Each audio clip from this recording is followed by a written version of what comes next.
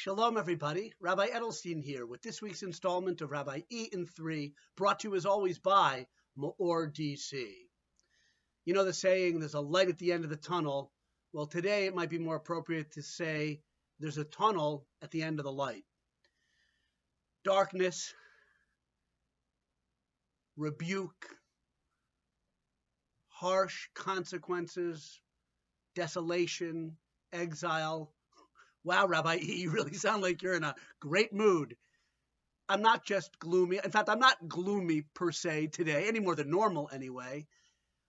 And I'm not gloomy because of the things going on in this country, the USA, where there is a lot of darkness and desolation and hatred. And that is terrible. And that is on my mind as it is on the mind of many of us. But I'm not gloomy because of that per se. We're coming up to the darkest day of the Jewish year, the 9th of Av, Tisha B'Av, the day on which both temples were destroyed, the day on which God's presence, so to speak, removed itself from the world. Not completely, but the felt presence, the Shekhinah of God, which dwelt among the Jewish people at the time of the tabernacle, the time of the first temple, it departed from that closeness. Some of the Shekhinah still remains at the Western Wall. That's true. There's still divine closeness we can have in this world, but not what it was. And it was due to our own actions. The 9th of Av, the day when both temples were destroyed, the day when the Jews were exiled from Spain, and many other tragedies. That day is actually tonight. But because it coincides with Shabbos, we don't fast or do any of the other practices of mourning that we do on Tisha B'Av, because never on Shabbos except Yom Kippur do we fast. But the fast of the 9th of Av is pushed off till Saturday night at sundown, till Sunday night. But we observe it as a full Tisha B'Av, the 9th of Av, though it's really the day after, a day of darkness, desolation, gloominess, as we come face to face with what we've done as a Jewish people in our past. Not just what we've done in the past, the negative behaviors we continue to do, our rabbis say, because they prevent the temple from being rebuilt. Now, Shabbos is a beautiful, enlightening Shabbos, as it always is. It has a special name, Shabbos Chazon, because we read a blistering rebuke of a Haftorah portion, the first chapter of the book of Isaiah.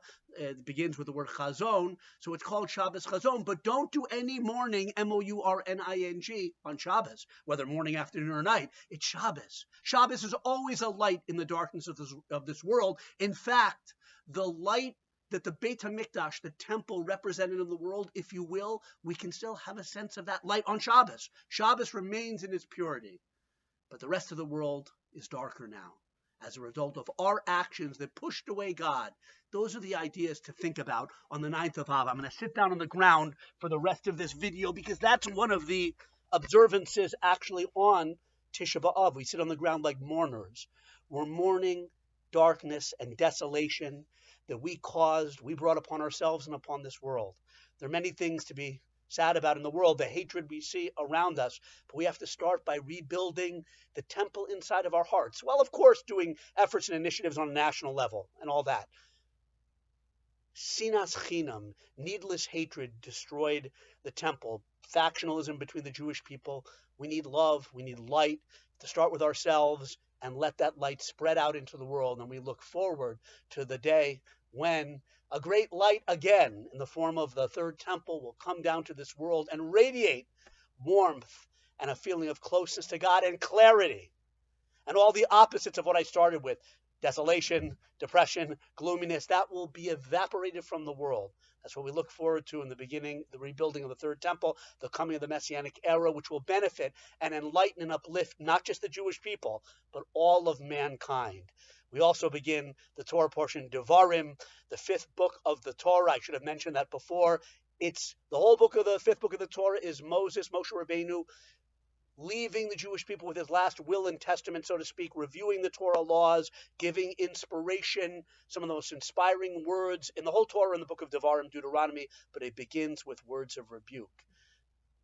That's the recipe, that's the menu, that's the itinerary, rebuke, but not a hopeless, despairing rebuke, looking at ourselves, trying to see the desolation we have caused and we cause with our words, with our actions, and trying to rebuild and bring light into our lives, God willing, into the world. Have a wonderful light-filled Shabbos.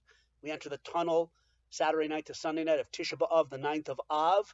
And by the way, there are lectures online. Just Google Torah.org, Yesh.com, simple to remember.com. So many opportunities to take in lessons of the 9th of Av, of this bitter day, but a day not of despair, a day perhaps of crying, but the crying, the deep sages say, really is a longing for the reconnection and the light in this world to come once again to illuminate us all. Have a wonderful Shabbos.